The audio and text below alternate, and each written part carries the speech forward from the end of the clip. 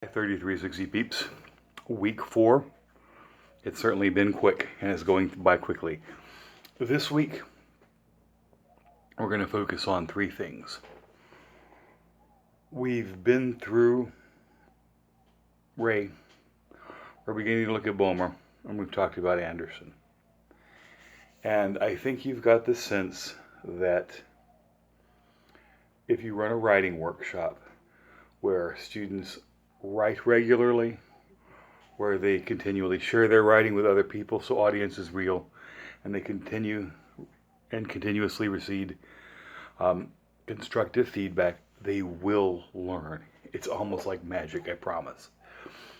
Some other things to consider: we do need to learn and help our students learn how to handle mechanics, which are the things like spelling, punctuation, and grammar.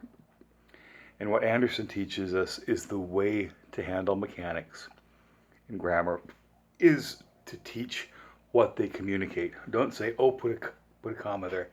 Say, we need to pause there. Why do we need to pause there? To create a new thought or to add more information. I'm just giving examples as well. It's all there in Anderson. And you do that in the context of students' individual writing. You could do an hour lecture on a particular grammatical topic, and it will not take. It doesn't work. But if you're working with a student on her writing and you say, hey, why don't you try this, and you show her technique, boom, you'll just have to show her once and it will make perfect sense to her because it makes sense to her and she needs to know that then. So in context, grammatical instruction based on what grammar communicates, that's the second part of it. Another thing is we are going to have to respond to student writing in some way. Some of that's going to be grades, but most of what we're going to be doing is helping students grow as writers. This is what you're doing really well, and this is maybe where we need to improve some. And we practice some of that in our weekly workshops that we're doing as well. So this week we're going to really be focusing on and digging into the responding to student writing part as well. It's going to be our main focus of this week.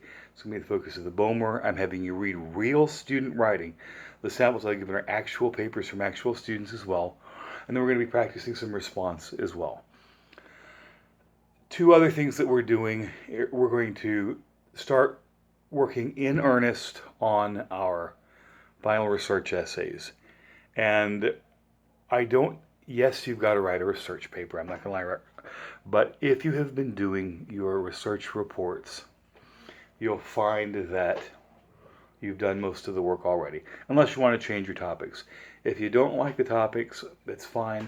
But if you want to use your research reports, you'll get to the assignment, and you'll freak out because you always freak out whenever you get an assignment. But if you'll think through, well, I've already got 3 sources, and I just need to do 1 more source or 4 sources.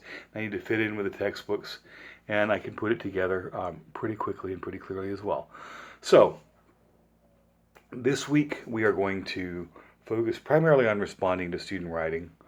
We're going to begin working in earnest on our term paper, and we're going to finish up our creative writing portfolio, meaning we're going to revise one of our pieces and submit it that's going to be for publication, literally for publication, because we're going to put that in an anthology that we're going to publish on Amazon. So that's it for this week. I am going to post a separate video particularly and specifically about responding to student writing, but so far so good.